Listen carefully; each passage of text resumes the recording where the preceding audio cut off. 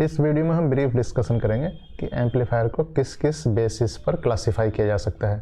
तो एम्पलीफायर को हम क्लासिफाई कर सकते हैं कि किस पर्पज के लिए बना है। एम्पलीफायर को हम क्लासिफाई कर सकते हैं कि फ्रीक्वेंसी रेंज कितनी होगी तो उसका नाम क्या होगा, या हम देख सकते हैं कि जो उसका क्यू पॉइंट है उसको कहाँ सेट करें, जो उसका साइकिल ऑफ ऑपरेशन होगा उसके हिसाब से उस एम्पलीफायर को क्लासिफाई कर सकते हैं। इसके अलावा डिफरेंट कपलिंग मेथड से हम एम्पलीफायर को क्लासिफाई कर सकते हैं और हम देख सकते हैं कि ट्यूनिंग है या नहीं है, उसके आधार पर भी उसे हम क्लासिफाई कर सकते हैं। तो चलिए शुरू करते हैं। सबसे पहला है कि बेस्ड ऑन पर्पज। तो देखिए कुछ एम्पलीफायर होंगे जिनमें मेन पर्पज है कि वोल्टेज को एम्पलीफाई करना, तो उसे हम कहेंगे voltage amplifier.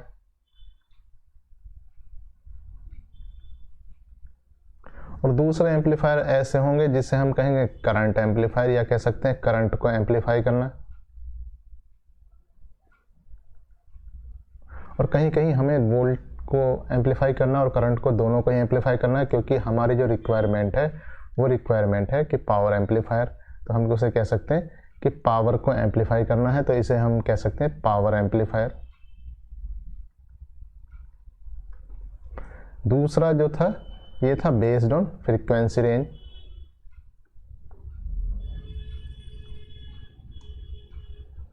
Based on frequency range का मतलब है अगर हमें रेडियो फ्रीक्वेंसी सिग्नल को एम्पलीफाई करना है, या बी रेडियो एम्पलीफायर, तो उसकी फ्रीक्वेंसी रेंज को हमें उसकी बैंडविड्थ लेनी होगी, या कह सकते हैं ये 100 किलोहर्ट्ज से 100 मेगाहर्ट्ज, इसकी रेंज है 100 किलोहर्ट्ज से 100 मेगाहर्ट्ज रेंज होगी, तभी इसे हम रेडियो फ्रीक्वेंसी एम्पलीफायर कहेंगे। तीसरा हम सी कह सकते हैं। तीसरा है वीडियो एम्पलीफायर या वीडियो फ्रीक्वेंसी एम्पलीफायर। इसके लिए हमें फ्रीक्वेंसी रेंज चाहिए 50 हर्ट्ज टू 5 मेगाहर्ट्ज। काफ़ी बड़ी फ्रीक्वेंसी रेंज हमें इसके लिए चाहिए। तो इस तरीके से फ्रीक्वेंसी रेंज के डिवीजन के हिसाब से भी हम एम्पलीफायर को क्लासिफाई कर सकते हैं। आगे देखते हैं थर्ड क्या है। देखिए थर्ड जो क्लासिफिकेशन है ये based on cycle of operation. यहाँ देखिए साइकिल ऑफ ऑपरेशन पहले समझ लेते हैं। हमने पहले यहाँ पर एक लोड लाइन बनाई थी। तो लोड लाइन कुछ इस तरीके से थी कि यहाँ पर ये VCE था और यहाँ ये IC था, और यहाँ से यहाँ तक हमने एक लोड लाइन बनाई हुई थी। लोड लाइन में यहाँ VCC था और इधर क्या था VCC/RC था। और ये load line actually output characteristic पर बनाई थी। सबसे नीचे वाली जो आउटपुट करैक्टरिस्टिक थी वो थी IB = 0। तो ये एक्चुअली IB = 0 थी, और सबसे ऊपर वाली या हाईएस्ट IB वैल्यू वाली लाइन ये थी। तो ये बीच वाला जो रीजन था यहाँ से यहाँ तक, ये एक्चुअली एक्टिव रीजन था, और ये सैचुरेशन रीजन था, और ये आपका कट ऑफ था। बीच में कहीं यहाँ पर ये क्यू पॉइंट था। अब क्यू पॉइंट आप कहाँ सेट करेंगे, या कह सकते हैं जब सिग्नल नहीं होगा उस समय ऑपरेटिंग पॉइंट कहाँ होगा, तो ये यहाँ सेट करेंगे। उससे डिपेंड करेगा कि साइकिल ऑफ ऑपरेशन कितना होगा। जब हम इसको एकदम मिडिल में कहेंगे तो हम कहेंगे ये कहेंगे a class A amplifier. Class A amplifier का मतलब है जब क्यू पॉइंट है वो middle of the load line है।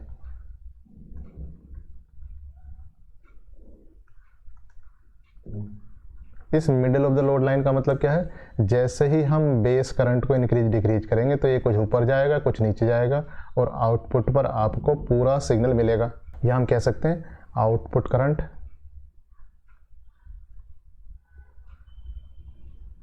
is obtained for full input signal।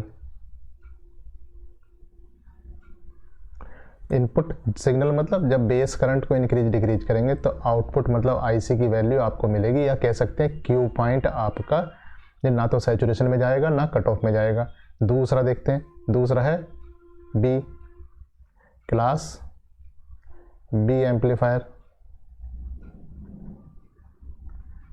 इसमें क्या होगा, क्यू पॉइंट को हम यहाँ सेट कर देंगे, कहाँ, कट ऑफ पर सेट कर देंगे। तो क्यू पॉइंट अगर यहाँ सेट हो जाएगा तो जैसे आई बी को इंक्रीज करेंगे तो सिग्नल देगा, और आई बी को डिक्रीज करेंगे तो ये आई बी तो पहले से 0 हो चुकी है, तो ये क्यू पॉइंट यहाँ है तो नीचे कोई सिग्नल नहीं आएगा। इसका मतलब Q point is kept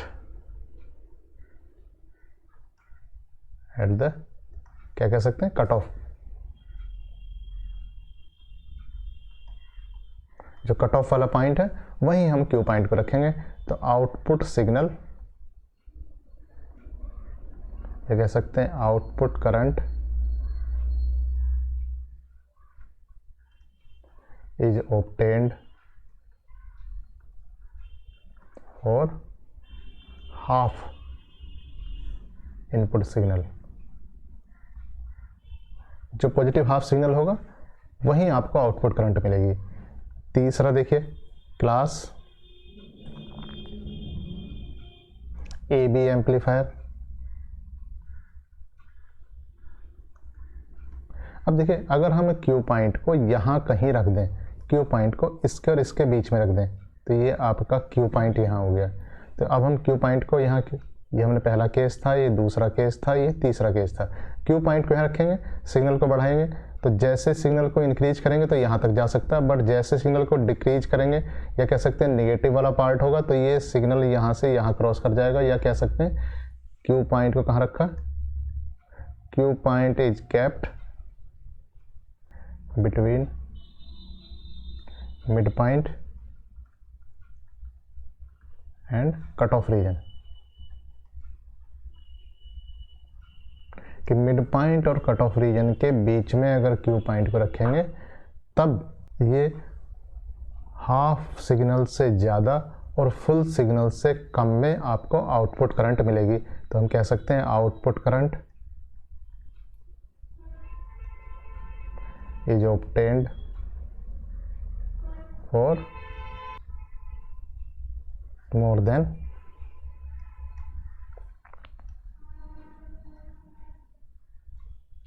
half input cycle या इनपुट सिग्नल। चौथा जो है वो है क्लास सी एम्पलीफायर।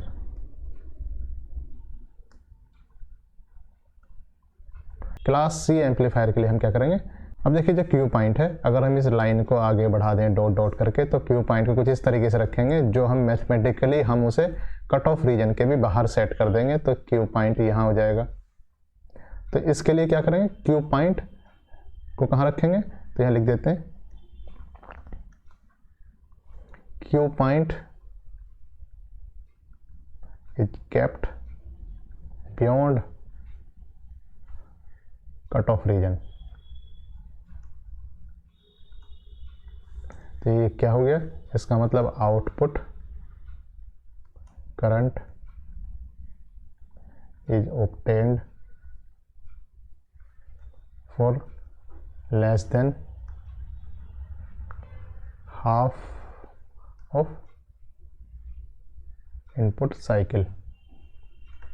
फिर से एक बार हम इसे क्लासिफाई कर देते हैं। तो class A, class B, class A B और क्लास सी। क्लास ए कब है, जब फुल साइकिल में ऑपरेट हो रहा है, और क्लास बी कब है, जब हाफ साइकिल में ऑपरेट हो रहा है, और क्लास ए बी कब है, जब मोर than half but less than full, और क्लास सी कब है, जब लेस देन हाफ है। तो इस तरीके से हम जो एम्पलीफायर है उसे साइकिल ऑफ ऑपरेशन के हिसाब से भी क्लासिफाई कर सकते हैं। आगे देखते हैं, आगे कह सकते हैं बेस्ड ऑन कपलिंग।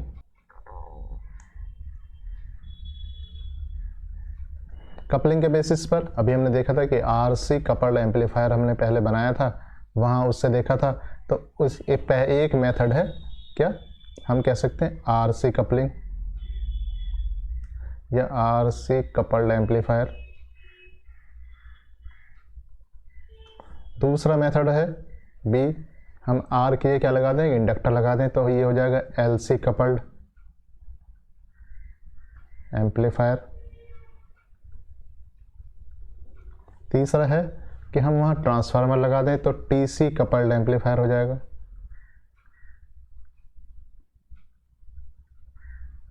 इनके अपने डिफरेंट यूजेज हैं, but RC coupled amplifier normally lab में होता है क्योंकि उसका जो मिड फ्रीक्वेंसी रेंज है ऑलमोस्ट फ्लैट होता है। इसके अलावा हम कह सकते हैं बेस्ड ऑन ट्यूनिंग,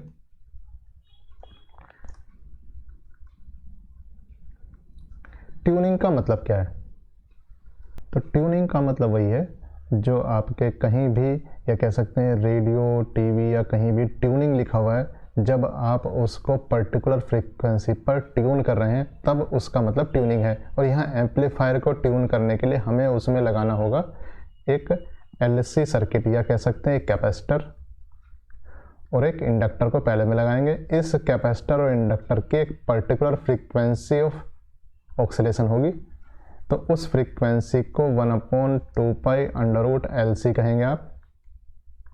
तो यहाँ इस पर्टिकुलर फ्रीक्वेंसी पर उसका गेन हम इंक्रीज कर सकते हैं और ये जब ऑक्सीलेट करेगा तो एनर्जी इसमें से इसमें और इसमें से इसमें जाएगी, या कह सकते हैं एनर्जी इसी के अंदर कंजर्व रहेगी, तो हम इसे टैंक सर्किट भी कह सकते हैं। तो यहाँ अगर हम लोड को, जो लोड रेजिस्टेंस है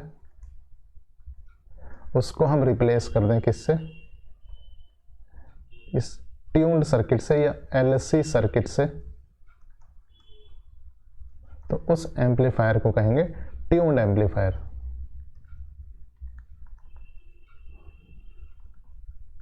और इस नहीं तो उस एम्पलीफायर को कहेंगे क्या, फिर कहेंगे अनट्यून्ड एम्पलीफायर।